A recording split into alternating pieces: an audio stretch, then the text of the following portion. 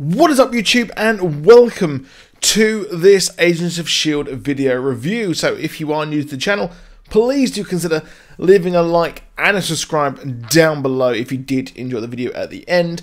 And well, Agents of S.H.I.E.L.D. has continued on to be one of the best shows on TV. And this episode, while it literally didn't have that much to it, there really wasn't that much at all in this episode, if I was brutally honest, because it was literally the group trying to find gravitonium, which is needed to finally close the link to the fear dimension, which we got that again this week. We got Deke's mother, as now he has finally worked out just who his grandparents actually are.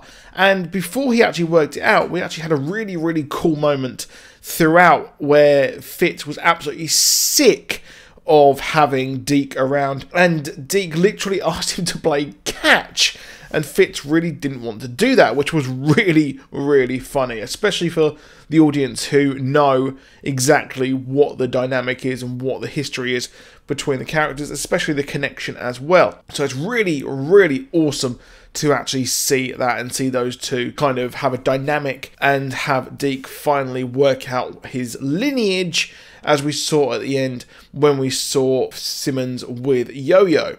Now, what was really cool is we had the monolith, the kind of little bit off of the monolith that Simmons is keeping just in case. Now, that's literally what happened in the future. I believe it was the mother of Deke who actually had that and kept that safe. So I think that, I could be completely wrong, but just off the top of my head recording this, that's what I remember, and that's the connection.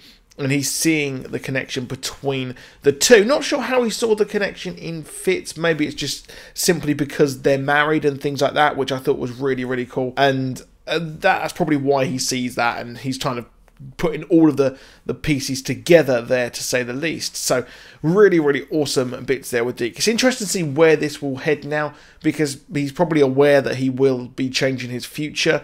Will that affect the timeline and everything like that? I don't know, but it's really cool to see this go forward. And I love the fact that Agents of S.H.I.E.L.D.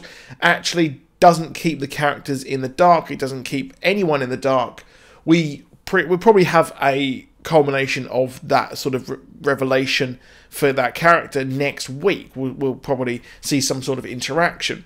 So the plot is really moving forward, which is really good. And I love the fact that that Deke has completely changed now. He's on Earth. He's not a jerk. He's not simply trying to survive. Now he's got a goal, and he can be himself and be the smart cookie that his blood has given him.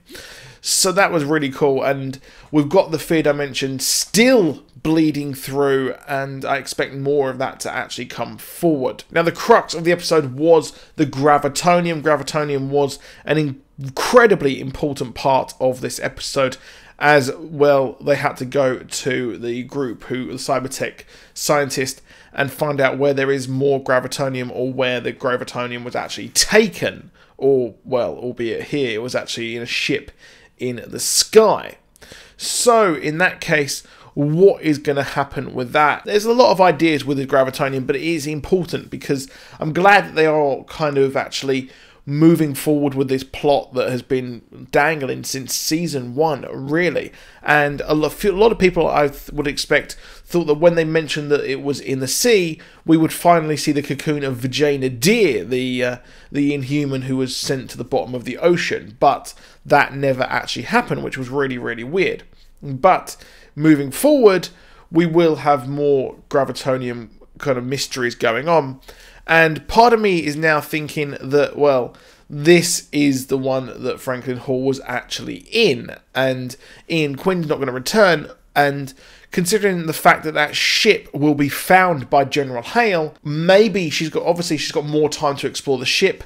Perhaps she will actually find the gravitonium that had Franklin Hall inside of it, so that can actually join her team, or perhaps that piece that S.H.I.E.L.D. found will have him in it. So I would probably expect that it will actually be used kind of Franklin Hall will join the new kind of Secret Warriors Thunderbolts sort of team that General Hale is actually putting together. Now, obviously, we had a big return here, which was Alex Werner von Strucker. He has returned here, and, well, he's been in a mental kind of an institution for quite some time, considering the fact that he remembers absolutely everything, and, well, he is ex-Hydra, although he didn't really want to be Hydra and things like that. Yeah, it's a bit odd.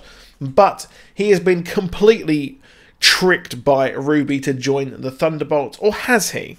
Now, while I would have thought that it's very Red Sparrow where he or she actually lays all the cards on the line and says, yeah, I'm supposed to trick you, but we can take this over together. That pretty much seemed to me to be like, well, it is a trick and things like that. But at the end, when Ruby actually says that she told him the truth, well, yeah, she is telling the truth then.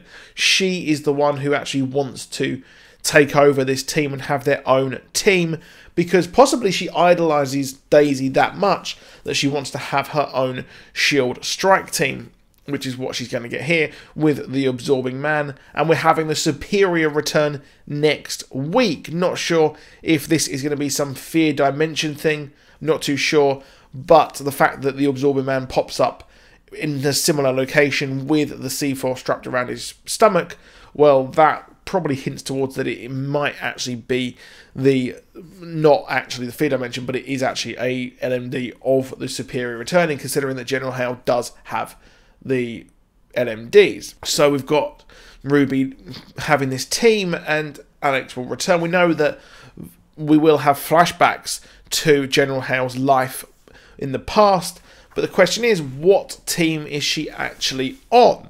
So she mentions that Hydra was always a boys' club. Well, what team was she on? If she hints that she isn't Hydra, well, what is she? It doesn't really make any sense. She could be Leviathan, possibly from the whole thing with Agent Carter. That might be a modern day version of that.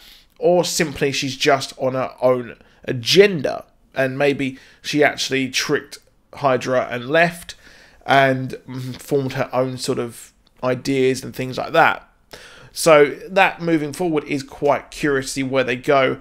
And, well, it's really cool that Yo-Yo is now going to get her prosthetic arms, and the timeline of the future is still coming true because she had arms in the previous episodes where it showed her being taken by Cassius. So the timeline is moving forward, and General Hale also has her own ideas of where she actually wants to go and wants to save the world, apparently. So the team have the same ideas, but they're going to go about it a different way. And the question is, who else is actually going to join the team of General Hale? I expect quite a lot of returns as well, some maybe shocking ones and things like that. So that is it for this video. Please drop a like, please do subscribe, and I'll see you soon. Goodbye.